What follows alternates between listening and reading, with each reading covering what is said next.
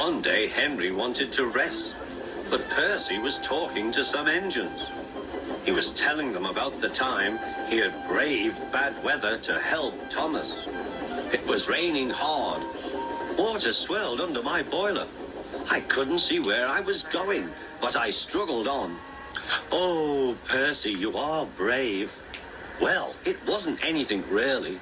Water's nothing to an engine with determination. Tell us more, Percy. What are you engines doing here? Hissed Henry.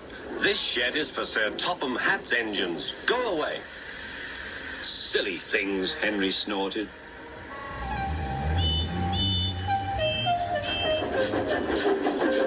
They're not silly. Percy had been enjoying himself. They are silly, and so are you. Water's nothing to an engine with determination. Huh. Anyway, said cheeky Percy, I'm not afraid of water. I like it. He ran off to the harbour singing. Once an engine attached to a train was afraid of a few drops of rain. No one ever lets me forget the time I wouldn't come out of the tunnel in case the rain spoilt my paint, huffed Henry.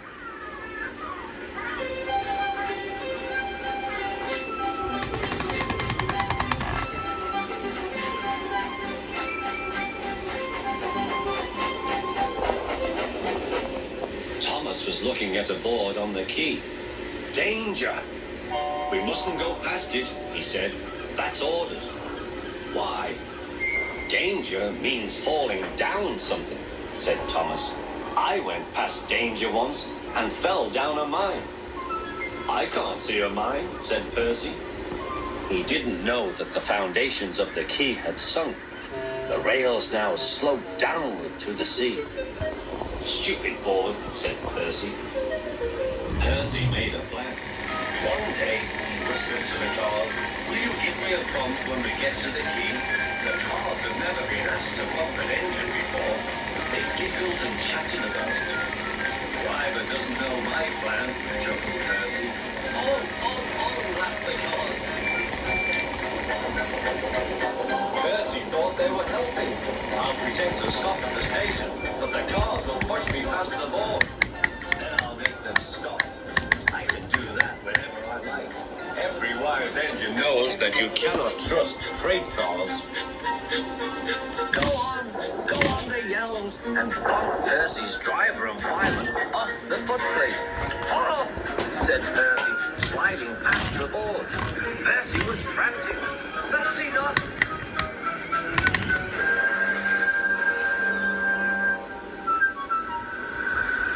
Percy was sunk.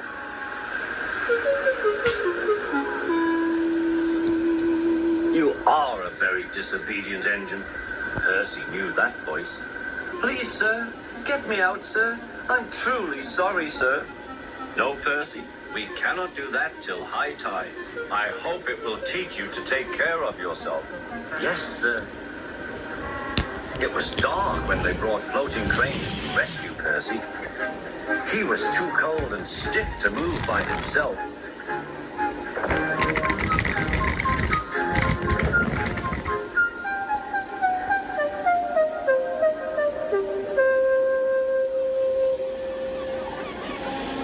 Next day, he was sent to the works on Henry's freight train.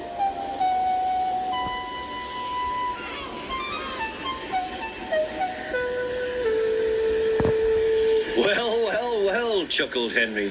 Did you like the water? No. I am surprised. You need more determination, Percy. Water's nothing to an engine with determination, you know. Perhaps you will like it better next time. Percy is quite determined, but there won't be a next time.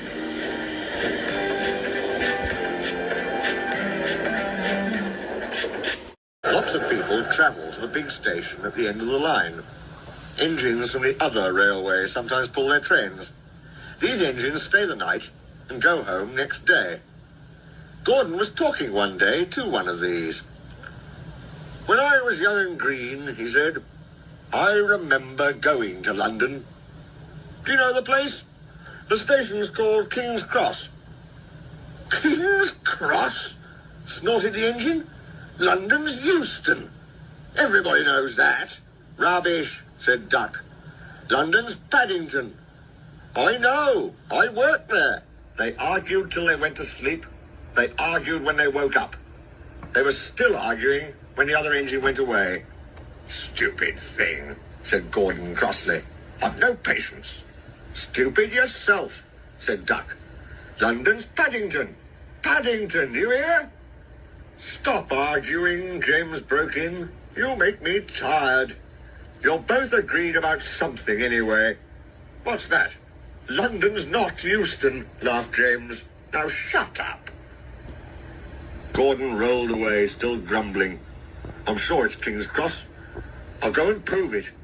But that was easier said than done. London lay beyond the big station, at the other end of the line. Gordon had to stop there. Another engine then took his train. If I didn't stop, he thought, I could go to London. One day he ran right through the station. Another time he tried to start before the fireman could uncouple the coaches. He tried all sorts of tricks, but it was no good. His driver checked him every time. Oh dear, he thought sadly, I'll never get there. One day he pulled the express to the station as usual. His fireman uncoupled the coaches and he ran onto his siding to wait till it was time to go home. The coaches waited and waited at the platform, but their engine didn't come. A porter ran across and spoke to Gordon's driver. The inspector's on the platform. He wants to see you. The driver climbed down from the cab and walked over to the station. He came back in a few minutes looking excited. Hello, said the fireman. What's happened? The engine for the express turned over when it was coming out the yard. Nothing else can come in or out. They want us to take the train to London. I said we would if the Fat Controller agreed. They telephoned and he said we could do it. How's that? Fine, said the fireman. We'll show them what the Fat Controller's engines can do. Come on, said Gordon, let's go. He rolled quickly over the crossings and backed onto the train. It was only a few minutes before the guard blew his whistle, but Gordon thought it was ages. Come on! Come on! He puffed to the coaches. Come on, come on, come on, come on, come on, come on, come on. We're going to town, sang the coaches. Slowly at first, then faster and faster. We're going to town, we're going to town, we're going to town, we're going to town. Gordon found that London was a long way away. Never mind, he said. I like a good long run to stretch my wheels. But all the same, he was glad when London came in sight. The Fat Controller came into his office next morning. He looked at the letters on his desk. One had a London postmark. I wonder how Gordon is getting on, he said. The station master knocked and came in. He looked excited. Excuse me, sir. Have you seen the news? Not yet. Why? Oh, just look at this, sir. The Fat Controller took the newspaper. Good gracious me, he said. There's Gordon. Headlines, too. Famous engine at London station. Police called to control crowds. The Fat Controller read on, absorbed. Gordon returned next day. The Fat Controller spoke to his driver and fireman. I see you had a good welcome in London. We certainly did, sir. We signed autographs till our arms ached. And Gordon had his photograph taken from so many directions at once that he didn't know which way to look. Good, smiled the Fat Controller. I expect he enjoyed himself. Didn't you, Gordon? No, sir, I didn't. Why ever not? London's all wrong, answered Gordon sadly. They've changed it. It isn't King's Cross anymore. It's St. Pancras. The island of Sodor had many visitors, and Sir Topham Hatt had scheduled more trains. Gordon, the big engine, had to work harder than ever before. Come on, he called to the coaches. Come on, come on, come on. The passengers rely on me to be on time.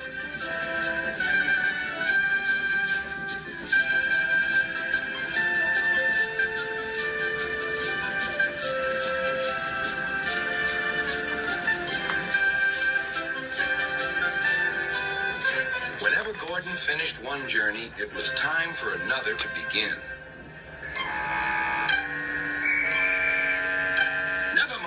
he puffed. I like a long run to stretch my wheels.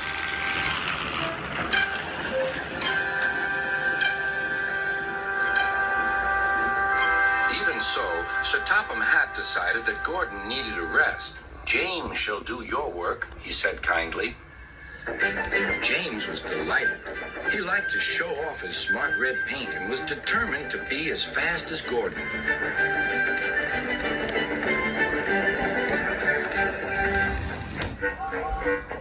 You know, little Toby, he boasted, I'm an important engine. Everyone knows it. I'm as regular as clockwork, never late, always on time. That's me. Says you, replied Toby. Just then Sir Topham Hatt arrived. Your parts are worn, Toby, so you must go to the works to be mended. Can I take Henrietta, sir? No. What would the passengers do without her? Toby saw Percy by the water tower.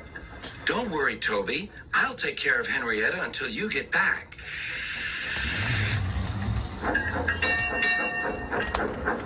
Soon Toby was out on the main line.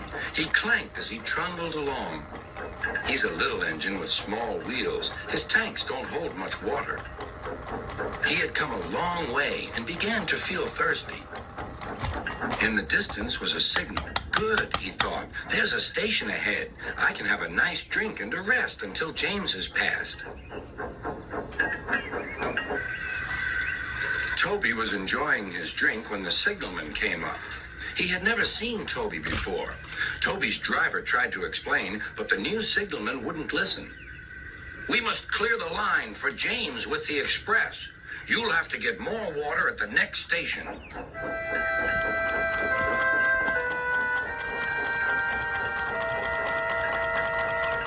Hurrying used a lot of water, and his tanks were soon empty.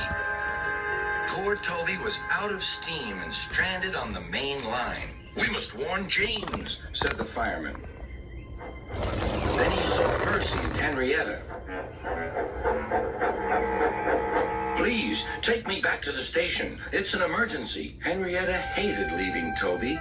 Never mind, said Percy. You're taking the fireman to warn James. That's a big help. Henrietta felt much better. James was fuming when he heard the news. I'm going to be late. My fault, said the signalman. I didn't understand about Toby. Now, James, said his driver, you'll have to push Toby. What, me? Snorted James. Me? Push Toby and pull my train too? Grumbling dreadfully, James set off to find Toby.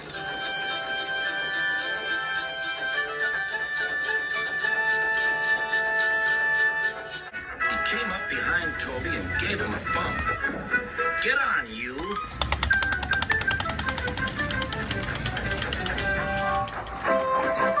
James had to work very hard.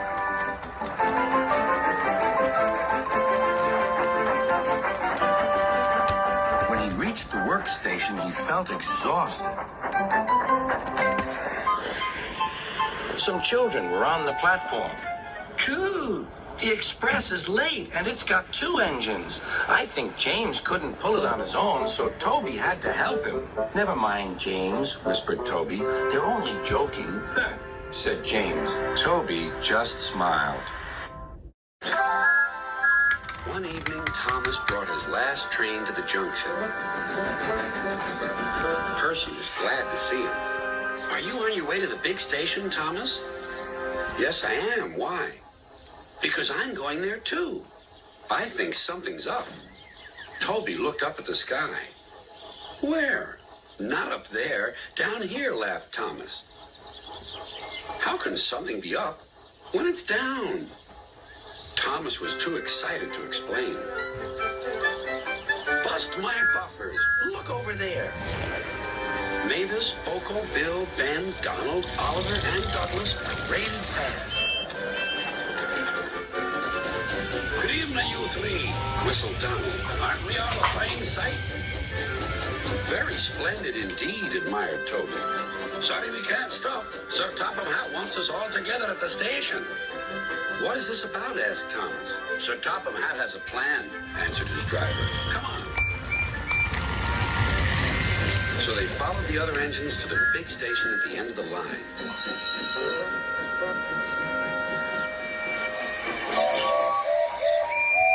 Silence, called Sir Topham Hatt. I have an important letter to read from a little girl who is 5 years old. Dear Thomas and all the engines, please, can I meet you? My friends say they would like to meet you, too. You could come to my house for tea, but my mommy says there aren't any railway tracks to my house. Can you come to the station instead? Thank you very much.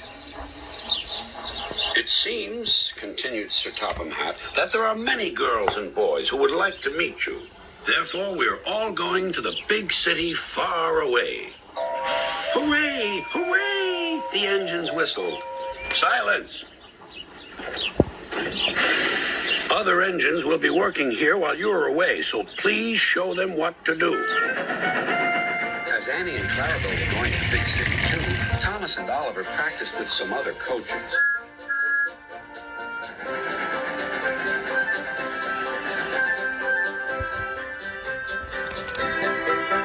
Thomas grew more and more excited. Too excited for his own good. I'm glad I'm a splendid engine, he puffed. Sir Topham Hatt thinks I'm really useful. I had a race with Bertie once. I whooshed through the tunnel and stopped an inch from the buffers. Then Thomas made his mistake. Just like this, he boasted.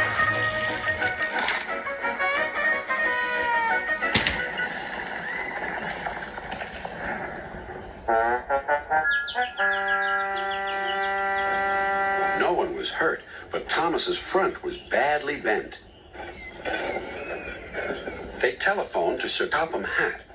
I'll send up the workmen, he said. But if they can't mend Thomas in time, we'll have to go to the big city without him. Poor Thomas. 8 o'clock next morning, the engines waited at the junction. Toby and Percy were each on a truck, and Duck had pushed them into place behind Edward. Gordon, James, and Henry were waiting to lead off. They whistled impatiently. Sir Topham Hatt looked at his watch. I'll wait 1 more minute for Thomas, then we have to go.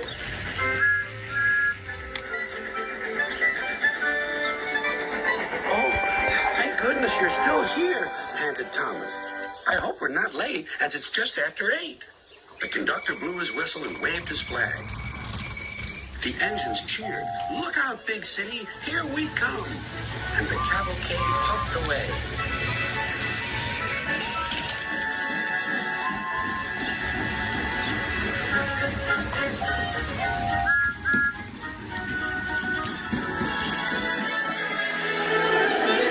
Later in the big city, all the engines were lined up in a splendid shed. The children were delighted to meet their friends. I'm glad the little girl wrote to us, whispered Thomas to Percy.